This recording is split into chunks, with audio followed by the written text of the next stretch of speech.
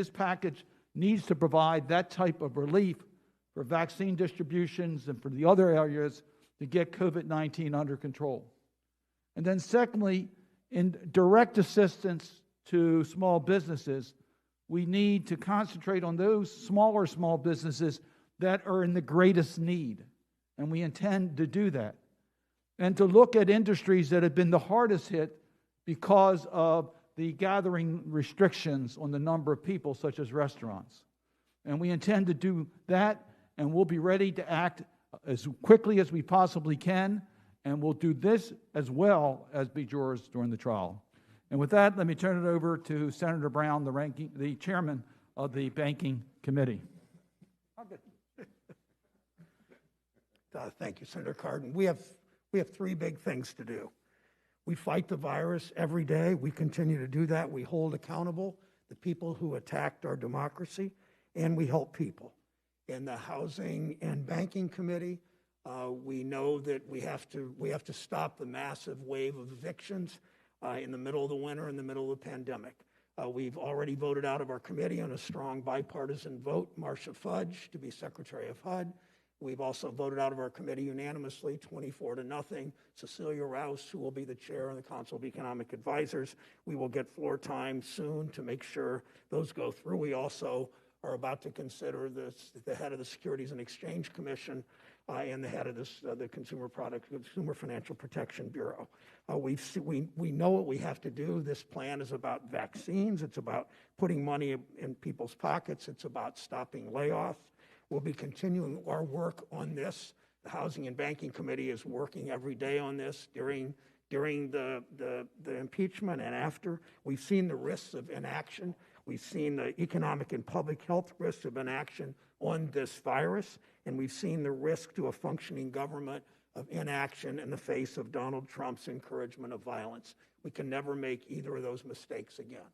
My pleasure to bring forward Senator Tester, who's doing his work well, and we voted yesterday to confirm the Secretary of the VA because of Senator Tester's good work. Thank you, Senator Brown. I want to thank Leader Schumer and everybody that's here today, including the folks that I'm looking at.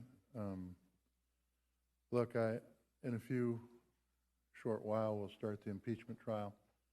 I think it is critically important we do our job as jurors and hold the people accountable that need to be held accountable through what happened on January 6th. I think if we're going to have unity, there has to be accountability.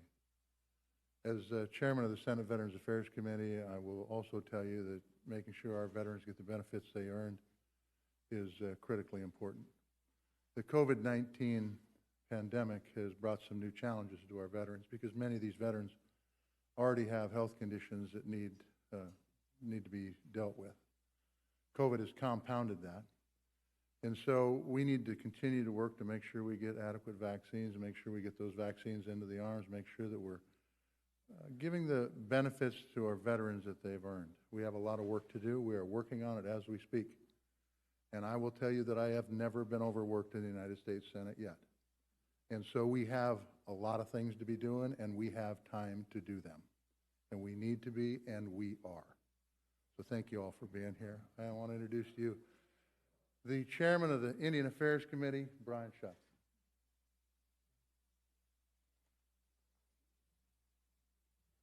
We are 1 year into this pandemic, and for Native Americans, the risk of COVID is higher. It's about 3.5 times higher in terms of the COVID rates, and the morbidity is almost twice as bad. They need help now, and our plan will infuse up to $28 billion into Indian country, making it the biggest one-time investment into Indian country in American history. The biggest one-time investment in Indian country in American history. Billions for the Indian Health Service to ramp up vaccine distribution, testing, and contact tracing, and billions for tribal governments that are struggling to keep other critical services running, and hundreds of millions for Native students to try to make sure that they don't get left behind. Every politician in the entire Congress makes promises to Native communities. This Congress, we have a chance to fulfill our obligation. Thank you. We'll take a few questions. Yes. You take one so we can get it around. On the minimum wage, if the parliamentarian says that it's not overrulable or whatever, if it won't pass muster, will you challenge that? And also, will the homeless get stimulus?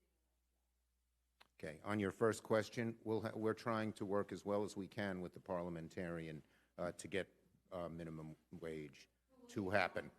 That's all I'm going to say. Yes?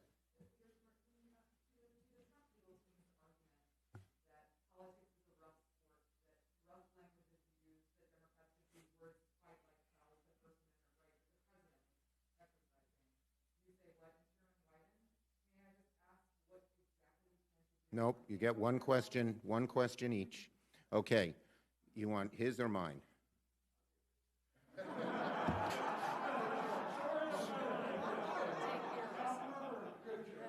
Look,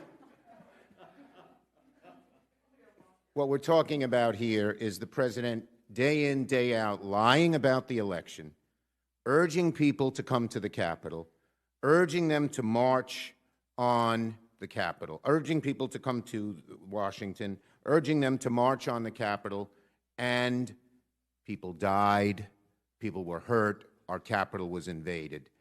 These diversionary tactics one has nothing to do with the other. DeBonis. Mr. Leader, the rules that you've agreed to tentatively with Leader McConnell allow for a vote on witnesses. They're threatening that if you go forward with witnesses, that will delay all the good work that you were saying that you want to do here today. If you had to take that vote today, would you vote to call it? Look, it's going to be the manager's decision. They haven't made a decision yet whether to call witnesses. There is a vote that will have to be made if they decide to call witnesses, but I'm not going to prejudge. Let's see what they decide to do. But whether they call witnesses or not, and whether there's a vote or not, we will continue to get our work done. This was to me, such an impressive array of people and issues, and just Exhibit A, that we can do all three things at once, and we are. Yes. Last one.